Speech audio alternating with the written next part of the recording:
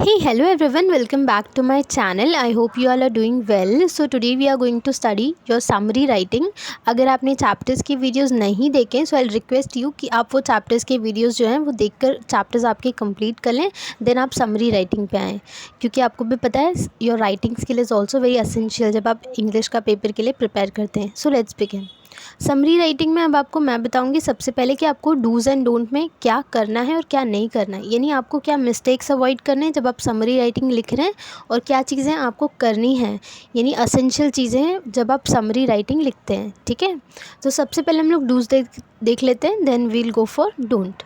सो dos क्या है summary writing के? पहला है आपका read and write the passage, यानी सबसे पहले आपको क्या करना है, पैसेज को रीड करना है. यानी आपने पैसेज को रीड किया, देन आपको वापस रीड करना है ताकि बेटर से बेटर कंक्लूजन और शॉर्ट से शॉर्ट आप उसको पैराग्राफ को आप उसमें कन्वर्ट कर सकें. ठीक है, ये आपका फर्स्ट एम हो जाएगा. देन आप अंडरस्टैंड करेंगे, यानी आपने रीड तो कर लिया, अब आप समझेंगे कि वो पैराग्राफ में क्या दिया है. एग्जामिनर आपको क्या देंगे, एक बहुत ही लॉन्ग पैराग्राफ देंगे, आपको समरी राइटिंग में क्या करना होता है उससे ही शॉर्ट में कन्वर्ट करना होता है. अलॉन्ग विथ वो शॉर्ट में जब आप कन्वर्ट करेंगे तो उस शॉर्ट में सिर्फ और सिर्फ इंपॉर्टेंट पॉइंट्स, और जिसे हम कहते हैं कंक्लूजन, यानी आपने ये इतना लॉन्ग पैराग्राफ रीड किया, इससे आपको क्या कंक्लूजन मिलता है, तो आपको यहाँ पर कंक्लूजन लिखना है. और आपको क्या करना है, रीड द इंस्ट्रक्शंस, जो भी वहाँ पर इंस्ट्रक्शंस दिए गए हैं आपको वो रीड करना है. ये आपका थर्ड पॉइंट हो गया. Then next is find exactly what you need to summarise, यानी आपको ये समझना है कि पैराग्राफ में कौन सी ऐसी इंपॉर्टेंट चीज़ है या मोरल है जिसे आपको अंडरस्टैंड करना है और उससे ही समराइज़ करना है. समराइज़ यानी उसी को ही एक्सप्लेन करना है. सो आपको ये समझना पड़ेगा, आइडेंटिफाई करना पड़ेगा कि इंपॉर्टेंट पॉइंट्स कौन से हैं. आप इसके लिए क्या कर सकते हैं, जैसे जब आप पेपर लिख रहे हैं, आप समरी राइटिंग लिखना आपने स्टार्ट किया, सो आपको जो पैराग्राफ मिला होगा, आपको इससे क्या होगा, आपका जो पेपर है उसमें आपका टाइम बच सकता है. तो आप पेंसिल से यू कैन अंडरलाइन, सो आप उसमें अंडरलाइन कर लें मेन कीवर्ड्स, ताकि आप जब समरी राइटिंग लिखें तो आपको आइडिया मिल जाए. सो आप ये फॉलो कर सकते हैं, ये आपका फोर्थ रूल है. देन नेक्स्ट इज़ आपका identify the main idea through the process of asking question. So आपको क्या करना है, मेन आइडिया क्या पूछा गया है वो आइडेंटिफाई करना है. दूसरी चीज़ आपको the process of asking question, यानी कि जिस तरह से वहाँ पे क्वेश्चन पूछा गया और मेन आइडिया क्या है. जैसे मैंने आपको बताया था कंक्लूजन, आपको कंक्लूजन समझना है. अगर आपको कंक्लूजन समझ गया तो आप उससे शॉर्ट में कन्वर्ट कर पाएंगे. सो आपको ये ध्यान में रखना है. देन नेक्स्ट है आपका short form short sentence on your own, यानी आपको शॉर्ट सेंटेंस बनाना है खुद से बाय योर ओन. ठीक है, आपको ये ध्यान में रखना है. Then connect the sentence using linkers, तो आपको क्या करना है, दो सेंटेंस को कनेक्ट करना है लिंकर्स के थ्रू. मतलब आपको मैं लिंकर्स का मतलब समझाती हूँ. सो ओन वाला तो आपको अंडरस्टैंड हो गया होगा कि शॉर्ट सेंटेंस आपको खुद से बनाना है, या कि ऐसा नहीं है कि जो आपको पैराग्राफ दिया हो आप उसी को कॉपी पेस्ट करें, ऐसा नहीं करना है आपको. ठीक है, उनके वर्ड्स भी ऐसे एकदम एग्जैक्टली सेम आपको नहीं लिखना है लाइन टू लाइन. अब आपको क्या करना है, नेक्स्ट आपका सेवेंथ पॉइंट है connect the sentence using linkers. Linkers का मतलब क्या होता है, इधर आप एंड, बट, सो ये सारी वर्ड्स जो आप यूज़ करते हैं ना, देयरफॉर, थस, तो ये सारी क्या होती हैं, ये लिंकर्स होती हैं आपकी जो कनेक्ट करते हैं दो सेंटेंस को. सो आपको यहाँ पे क्या करना है, कनेक्ट करना है सेंटेंस को using linkers. Now remove the redundant word and the sentence from the key sentence, यानी रिएबंडेंट यानी जो इंपॉर्टेंट नहीं है, जिसकी ज़रूरत नहीं है, ये जो चीज़ें रिपीट हो रही हैं, आपको लग रहा है अगर कोई पार्ट एसेंशियल नहीं है तो आप उसे रिमूव कर दो. से आपका 8th पॉइंट है. ठीक है, देन ओमिट डिटेल्स, यानी डिटेल्स जो इन्फॉर्मेशन दिया होता है, जैसे आप पढ़ रहे होते हैं, लेट्स सपोज आपको एक ये दिया है पैराग्राफ दिया है जिसमें information the boy was clever, the boy was this this dash dash, तो यहाँ पर आपको ये वर्ड्स यूज़ नहीं करना है कॉपी पेस्ट. आपको सिर्फ कंक्लूजन निकालना है कि बॉय जो था उनकी स्टोरी क्या दी गई है. ये नहीं बताना है कि बॉय कैसा था, उसकी लाइक एग्जैक्टिव उसकी क्वालिटीज़ आपको नहीं डिस्क्राइब करनी है. सो जो वर्ड्स एविडेंट नहीं है उसे आप रिमूव कर दो. जो डिटेल्स दिए गए हैं पर्टिकुलर कैरेक्टर के बारे में, जैसे कई सारे कैरेक्टर्स मेंशन होंगे, लेट्स सपोज 1 2 3 ऐसे 3 कैरेक्टर्स हैं, उनके बारे में मेंशन किया गया है, हाउ दे ड्रेस अप, उनका लुक कैसा है. सो आपको वो सब पे बिल्कुल ध्यान नहीं देना है, वो सब डिटेल नहीं है. हमारा डिटेल क्या है कि आपको पैराग्राफ से क्या कंक्लूजन मिल रहा है. ठीक है, तो आप 9th वाला पॉइंट आपका ये है कि आप उसको डिटेल को ओमिट कर दें. नेक्स्ट इज़ आपको क्या करना है, अवॉइड योर ओन इंटरप्शन, यानी आपको अपना सेंट्रल आइडिया या अपना आइडिया उसमें ऐड नहीं करना है, अपना ओपिनियन यूज़ नहीं करना है, ये पर्सनल रिस्पॉन्स बिल्कुल नहीं होगा। आप समरी राइटिंग को पर्सनल रिस्पॉन्स जैसा बिल्कुल मत लें। आपको अंडरस्टैंड करना होता है, समरी खुद से लिखनी होती है, बट आपको अपना व्यू ओपिनियन नहीं देना होता है। सो ये आप मेजर मिस्टेक जो होता है राइटिंग का आपका यही होता है, तो आपको ये अवॉइड करना है। अब बात करते हैं, हमने यहाँ पर डूज तो कंप्लीट कर दी कि क्या चीज़ें हमको करनी चाहिए, बट क्या गलतियाँ जो आपको नहीं करनी चाहिए अब वो देख लेते हैं। So don'ts of summary writing. So don't क्या है, इंक्लूड यानी कि कोई भी चीज़ एक्स्ट्रा आप ऐड ना करें। एक्सक्लूड मतलब कि जो इंपॉर्टेंट चीज़ें उसे आप कह सकते हैं, देखो इंक्लूड में क्या होता है, आप इनपुट करें यानी ऐड कर दें चीज़ों को, ठीक है। एक्सक्लूड में क्या आता है, आप इसे एक्सिक्यूट यानी आउट कर दें। जैसे कुछ इंपॉर्टेंट इन्फॉर्मेशन है आपको समरी में ऐड करनी थी और आपने उसमें से निकाल दिया, सो आपको ये नहीं करना। इंक्लूड एक्सक्यूट का ये मतलब है। देन नेक्स्ट इज़ आपका ऐड। तो आपको कोई भी एक्स्ट्रा चीज़ यहाँ पे ऐड नहीं करनी है, यानी जितनी आपको जो पैराग्राफ दिया उसमें जो इन्फॉर्मेशन मिल रहा है उतना ही आप रहने दें, उसमें एक्स्ट्रा कुछ आपका पर्सनल या कुछ भी रिस्पॉन्स ओपिनियन ऐड नहीं करना है। कमेंट अगेन आपका यही आता है, जैसे आपका ऐड है वैसा आपका कमेंट है, आपको कमेंट नहीं करना है। अगर आपको कुछ समझ में आ रहा है वहाँ से पैराग्राफ से, कोई मोरल है, कोई आपको आइडिया मिल रहा है या कुछ अंडरस्टैंड करें आप, कुछ इंस्पिरेशनल हो सकता है टॉपिक, तो जो भी वहाँ पर आपको आपका कमेंट नहीं करना है टॉपिक पे, यानी अपनी राय आपको नहीं रखनी है, ठीक है। Next is give example. अब कभी कभी क्या होता है, व्हेन वी राइट, तो जैसे पर्सनल रिस्पॉन्स में हम एग्जाम्पल देने लगते हैं, तो यहाँ पर हमको एग्जाम्पल नहीं देना है।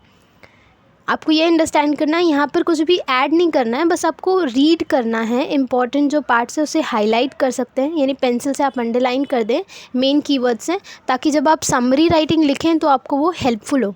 सो आपको ये चीज़ें करनी हैं, और ये जो डोंट्स है आपको नहीं करना है। ना ही आपको कुछ ऐड करना है, ना ही कुछ रिमूव करना है, और ना ही कमेंट करना है, और ना ही कोई एग्जाम्पल देना है। आपको उसमें एक्सप्लेनेशन नहीं करनी है। सो आपको कोई एग्जाम्पल देके समरी जो है उसमें एक्सप्लेन नहीं करना है कि आपको पैराग्राफ में क्या दिया है। देन ये तो आपके डोंट्स हो गए। चलिए फिर आगे देखते हैं आगे कि क्या क्या स्टेप फॉलो आप करके समरी राइटिंग लिख सकते हैं। तो सबसे पहला आपका स्टेप आता है, रीड द आर्टिकल ट्वाइस, यानी आर्टिकल को आप 2 बार पढ़ें, ठीक है। क्योंकि कभी कभी क्या होता है, एक बार में हो सकता है आपने रॉन्ग मिस्टेक्स लिख दी होगी, या आपने जो करेक्ट कंक्लूजन नहीं लिखा होगा, तो आपको प्रॉपर्ली ट्वाइस रीड करना है। नेक्स्ट आपका स्टेप है, ask question about the purpose of writing. So topic से कंक्लूजन क्या निकलता है ये आपको पता होना चाहिए, आपका स्टेप 2 है। तो आप क्वेश्चन पूछो ऐसे, ठीक है। नेक्स्ट इज़ आपका identify the main idea. Main idea यानी कि पूरे पैराग्राफ में से जो मेन आइडिया है, जिस पे पूरा जो पैराग्राफ है वो बेस्ड ऑन कौन से आइडिया पे, सेंट्रल आइडिया क्या है, तो आपको वो याद रखना है, उसी को हम मेन आइडिया कहते हैं। नेक्स्ट है आपका step 4, right the first draft, यानी आपने पहले ड्राफ्ट लिखा। ड्राफ्ट यानी कि जैसे हम डिलीवर नहीं करते हैं, जब जैसे मैसेजेस होते हैं, जब तक आपने सेंड नहीं किया होता है वो ड्राफ्ट में होता है, ड्राफ्ट में, ठीक है। फिर जब आप सेंड कर देते हैं तब वो सेंडेड हो जाता है, ठीक है। तो यहाँ पर क्या होता है, ड्राफ्ट यानी कि आपने जैसे रफ में लिखा है, ठीक है। तो 4th स्टेप पे आपको रफ में लिखना है। The next is revise your first draft and edit it, यानी आपने जो फर्स्ट ड्राफ्ट लिखा होगा उसमें कई मिस्टेक्स आपने की होगी, तो उसे एडिट करना है। एडिट यानी कि सही करना है। जैसे हम टाइपिंग करते हैं तो कई बार हमारी मिस्टेक्स हो जाती है बहुत सारी, तो आपको वो मिस्टेक्स को आइडेंटिफाई करके उसे प्रॉपर लिखना है। लास्ट में आपको एक फाइनल ड्राफ्ट रेडी करना है, एक फाइनल मैसेज, जैसे हमारा होता है ना, हम अभी लेट्स सपोज आपको बहुत एक बड़ा मैसेज लाइक ड्रॉप करना है, ठीक है। तो आप सबसे पहले मैसेज टाइप करेंगे, फिर मैसेज टाइप करते समय क्या मिस्टेक्स हुई आप उसे करेक्ट करेंगे, देन फाइनली आप एक परफेक्ट पैराग्राफ जो आपका है रेडी हो जाएगा और आप उसको सेंड कर देंगे। तो यहाँ पे ये आपके स्टेप्स हैं, क्या स्टेप्स फॉलो करके आप समरी राइटिंग आपका लिख सकते हैं। कितने स्टेप्स है, आपको 6 स्टेप्स याद रखने हैं जब आप समरी राइटिंग लिखेंगे। और समरी राइटिंग ये सब राइटिंग स्किल का पार्ट है। ऑब्वियसली 5 मार्क्स के तो आने ही वाले हैं, तो आपको करना ही पड़ेगा। जैसे इंग्लिश में आपके चैप्टर्स इंपॉर्टेंट होते हैं, चैप्टर के क्वेश्चन आंसर्स एंड ऑल आपको करना होता है, चैप्टर अंडरस्टैंड करना होता है, पोएम करना होता है, नोवेल राइटिंग भी है। सो वो सब के साथ सबसे जो इम्पोर्टेंट पार्ट होता है, लाइक चैप्टर में आप जब पेपर इंग्लिश का देंगे तो इज़ योर राइटिंग स्किल। तो राइटिंग स्किल भी आपको उतना ही करना है जितना आप चैप्टर्स प्रिपेयर कर रहे हैं। तो यहाँ पे आ गया आपका समरी राइटिंग। चलिए आगे बात करते हैं। अब यहाँ पर जो हमने ये लिया हुआ है समरी, ये हमने आपको इसलिए लिया हुआ है ताकि आपको अंडरस्टैंड कर सके कि समरी कैसे लिखना होता है आपको। जैसे यहाँ पे आप देख सकते हैं ये एक बहुत बड़ा पैराग्राफ है, उसका एक शॉर्ट समरी दिया गया है। तो समरी में आपको क्या होता है, सबसे इम्पोर्टेंट आपको टाइटल लिखना होता है। जैसे कोई टॉपिक था उस पर उन्हें मतलब जो पैराग्राफ था ये समझ में आए कि लर्निंग डिसेबिलिटी वहाँ पे बताया जा रहा है, जिसे हम केयर के साथ हैंडल कर सकते हैं। लर्निंग डिसेबिलिटी मतलब क्या होता है, आपको भी पता है कई ऐसे सारे बच्चे होते हैं जैसे if they are not properly like they can not listen, they can not speak, या कई सारे प्रॉब्लम्स होते हैं रिलेटेड टू अ चाइल्ड, तो that is known as learning disability. यानी वो लर्न करना चाहते हैं but due to some disability उनकी बॉडी में है जिस वजह से दे आर नॉट। ठीक है, अब देखो लर्निंग डिसेबिलिटी का उन्होंने क्या दिया है, एक यहाँ से समरी दी है। अब सबसे एसेंशियल समरी कितने पॉइंट्स में होना चाहिए, तो आप ये याद रखना समरी राइटिंग जब आप लिख रहे हैं तो it should be from 6 to 7 lines. इससे ज़्यादा आप बहुत ज़्यादा बड़ा समरी मत लिखें। ठीक है, दूसरा आपको मोरल अंडरस्टैंड करना है, सेंट्रल आइडिया क्या था वो इंक्लूड करना है, इंपॉर्टेंट पॉइंट्स ही सिर्फ आपको लिखना है। ठीक है, ये आपके पॉइंट्स हैं। उसके अलावा एक बार ये समरी जो हम रीड आउट कर लेते हैं ताकि वी कैन अंडरस्टैंड कि समरी राइटिंग का जो फॉर्मेट होता है वो किस तरह से होता है। जैसे यहाँ पर मैंने आपको बताया एक लॉन्ग पैराग्राफ था, उसे कन्वर्ट किया गया है। So learning disability is a umbrella term for many learning problems like reading, जैसे reading, writing, listening, speaking, reasoning, maths and other physical and motor difficulties. यानी उन्होंने बताया कि कई सारी डिफ़िकल्टीज़ होते हैं फॉर अ चाइल्ड, और ये लर्निंग डिसेबिलिटी कैसी होती है, अम्ब्रेला होती है, is an umbrella term for many learning problem. जैसे रीडिंग होती है, राइटिंग, ये सारी हमारे प्रोसेस लर्निंग में आती है, तो ये सारी प्रॉब्लम क्रिएट कर देती है अगर the particular child is disabled. ठीक है, so this problem need to be identified. तो बच्चों को क्या करना चाहिए, लाइक जो पेरेंट्स है पर्टिकुलर उन्हें आइडेंटिफाई करना चाहिए कि बच्चे में क्या प्रॉब्लम है। जैसे कई बार ऐसा होता है कि पेरेंट्स अंडरस्टैंड नहीं करते हैं पर बच्चों में कुछ डिसेबिलिटी होती है, वो ढंग अच्छे से लिख नहीं पाते हैं, या वो रीडिंग उनकी प्रॉपर नहीं होती है, वो अच्छे से रीड नहीं कर पाते हैं, या लिसनिंग एबिलिटी होती है वो अच्छे से बोल नहीं पाते हैं, हो सकता है उनमें कॉन्फिडेंस लेवल ना हो या वो नर्वस हो जाएं। सो ये सारी जो प्रॉब्लम्स होती है ये कौन आइडेंटिफाई कर सकता है, इधर उनका टीचर या तो उनके पेरेंट्स। तो पेरेंट्स या टीचर को आइडेंटिफाई करना है बच्चों की ये प्रॉब्लम, एंड उस पर फिर इन्वेस्टिगेशन यानी सर्च करना है, अंडरस्टैंड करना है कि ये जो प्रॉब्लम है बच्चे की वो कैसे सॉल्व कर सकते हैं। अ चाइल्ड कैन बी डायग्नोलाइज्ड, डायग्नोलाइज का मतलब होता है टेस्टिंग, तो हम टेस्टिंग करेंगे with more than one learning disability. अब डिसेबिलिटीज़ क्या होती है, जैसे यहाँ पे कई सारे एग्जांपल्स दिए हैं, डायस्लेजिया, देन डायग्राफिया, ऑडिटरी प्रोसेसिंग डिसऑर्डर। तो ये बच्चों कई सारे डिसऑर्डर्स है, आपके बायोलॉजिकल टर्म्स में कहे तो ये डिसऑर्डर्स है जो बच्चों को हो सकता है, जिसे हमने नाम दिया लर्निंग डिसेबिलिटी, यानी लर्निंग प्रोसेसर में प्रॉब्लम होती है। जैसे कई सारे बच्चे होते हैं, सारे बच्चे बिल्कुल इंटेलिजेंट नहीं होते, 100% सारे बच्चे अच्छे हों, बेस्ट हो, टॉपर हों, ये ज़रूरी नहीं है ना। तो राइट, वैसे कुछ डिसेबिलिटी हो सकती है बच्चे के अंदर, इनमें से कोई भी, जिस वजह से वो बच्चा जो particular is not so smart, या हम कह सकते हैं टॉपर नहीं है इसलिए। ठीक है, Such disorders can be dealt with using various methods in regular classroom। तो ये जो पर्टिकुलर डिसऑर्डर्स है ऐसा नहीं कि इनका कोई सोल्यूशन नहीं, इनको सॉल्व किया जा सकता है। जैसे if the particular child is not good in reading, तो हम क्या कर सकते हैं, क्लासरूम में रीडिंग प्रैक्टिस करवा सकते हैं बच्चे से। या if the child is not particularly like writing में गुड नहीं है तो हम राइटिंग करवा सकते हैं, लिसनिंग, स्पीकिंग, तो ये सारी चीज़ें हम क्लासरूम में प्रैक्टिकली उनका प्रॉब्लम सॉल्व कर सकते हैं with the help of practice. जैसा कि आपको पता है practice makes man perfect, right, तो वो वाला मेथड ही हम यहाँ पर यूज़ करेंगे। Now one of the way of inclusion, implementation of inclusion may vary but it has positive effect on learning disability। यानी यहाँ पर क्या होता है, implementation of inclusion में भी vary, यानी कि पॉजिटिविटी जो है, पॉजिटिव इफेक्ट, पॉजिटिव रिजल्ट दे सकता है अगर हम उनका ये प्रॉब्लम सॉल्व कर दें। ठीक है, so thought the idea of inclusion is not popular in our country, but क्या होता है, सिंस वी आर इंडियंस, तो हो सकता है कि इंडियन जो पेरेंट्स होते हैं वो इतना ज़्यादा गौर नहीं फरमाते हैं, ये जब ये सारी चीज़ें बच्चों में होती है वो कंसिडर ही नहीं करते हैं। दे जस्ट कभी कभी क्या होता है, यूजुअली पेरेंट्स कंपेयर करते हैं बच्चों को from one child to other. So this is completely wrong, every child is unique, उनमें टैलेंट होता है। सिर्फ अंडरस्टैंड आपको क्या करना है, जो बच्चा जैसा है आप उसे कंपेरिजन करके बच्चे को डिप्रेस फील ना कराएं, जैसा भी हो बच्चा बस प्रोग्रेस करना चाहिए, that is the main case. ठीक है, it can prove useful to handle such children. तो ये आइडिया अगर यूज़ किया हमने कंट्री में जो कि पॉपुलर नहीं, लेकिन अगर हमने इसे यूज़ किया तो हो सकता है बच्चे की जो प्रॉब्लम है वो सॉल्व हो सकती है।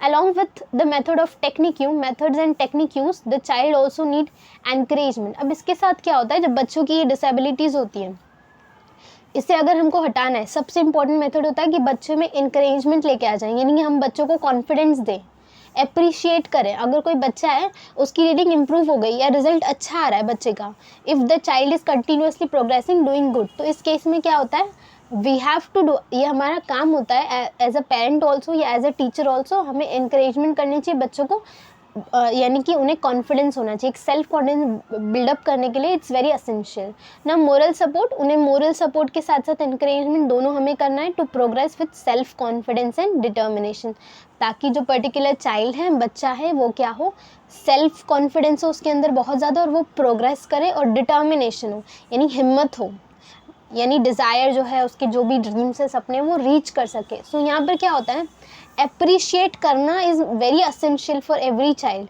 तो ये यहाँ पर इन शॉर्ट, यानी जो अभी हमने समरी रीड किया, ये आपको बहुत बड़ी नज़र नहीं आ रही होगी, तो यहाँ पर ज़्यादा लाइंस आपको यूज़ नहीं करनी है। जब आप समरी राइटिंग लिखते हैं, आपको यही वर्ड्स, यही लाइंस लाइक ऐसे ही यूज़ करना है जिस तरह से इन्होंने फॉर्मेट लिखा गया है। सो ऐसे ही टाइप का आपको सिमिलर समरी राइटिंग आपके एग्ज़ाम में आ सकता है, ठीक है। तो इस तरह से आपको समरी राइटिंग लिखनी होती है। अब यहाँ से बहुत अच्छा मैसेज मिला, अभी जो हमने समरी रीड की, पैराग्राफ तो काफ़ी बड़ा था, तो ये कंक्लूजन था कि ओवरऑल पैराग्राफ में दिया क्या था। इन शॉर्ट उन्होंने ये बताया था कि बच्चों की जो डिसेबिलिटी है वो कैसे हम सॉर्ट आउट कर सकते हैं, यानी सॉल्व हो सकती है उनकी प्रॉब्लम, ठीक है। सो यहाँ पर आपका समरी राइटिंग जो है वो प्रॉपर्ली इन्होंने बताया, मैंने आपको फॉर्मेट बता दिया, वो डन होता है। तो आपको एग्ज़ाम में ये सारे पॉइंट्स का जो है लाइक पॉइंट वाइज आपको कंसिडर करना है, सारी चीज़ें रिमेंबर करनी है, याद रख के आपको लिखना है पेपर में। और अगर आप चाहें तो आप इसका ये स्क्रीनशॉट ये सब ले लें आप आपके मोबाइल फ़ोन में, सो दैट जब आप रिवीजन करें तो आप ये चीज़ें याद रखें, ठीक है। चलिए फिर मिलते हैं आपको नेक्स्ट वीडियो में। Before that I will tell you, अगर आपने चैप्टर्स के वीडियोस नहीं देखे हैं तो आप प्लीज़ जाकर देख लें, आपके चैप्टर्स कंप्लीट कर लें। Then I have started with grammar section, तो आपका राइटिंग स्किल ग्रामर सेक्शन आप वो भी कंप्लीट कर लें पूरी तरह से। यानी हम क्या करते हैं यूजुअली एज अ स्टूडेंट, हम क्या करते हैं, ये जो लैंग्वेज सब्जेक्ट्स है इसे काफ़ी इग्नोर करते हैं, पर to be speaking very frank and truth, ये सबको पता है कि English paper is also very essential. अगर लैंग्वेज इतना इंपॉर्टेंट नहीं होता शायद आप सब्जेक्ट भी नहीं चॉइस करते ना। सो लैंग्वेज इज़ एसेंशियल, क्योंकि हम भी अगर कम्युनिकेट कर पा रहे हैं is because of only language ना। तो लैंग्वेज इज एसेंशियल, आपका कोई भी लैंग्वेज हो, इधर हिंदी इंग्लिश, तो जब आप बोर्ड्स देते हैं तो आपके जो लैंग्वेज के मार्क्स होते हैं वही सबसे ज़्यादा इंपॉर्टेंट होते हैं टू इंक्रीज़ योर परसेंटेज। सो आपको इसको इग्नोर बिल्कुल नहीं करना है। जैसे आपने क्लास 10th में प्रिपेयर किया था आपके इंग्लिश को जब आप 10th में थे, उसी तरह से आपको 12th में भी प्रिपेयर करना है, ठीक है। तो आपको ये चीज़ें ध्यान में रखनी और प्रॉपरली अच्छे से आपको समरी राइटिंग लिखनी है, ठीक है। चलते हैं फिर, आपको नेक्स्ट वीडियो में मिलते हैं। Bye, thank you.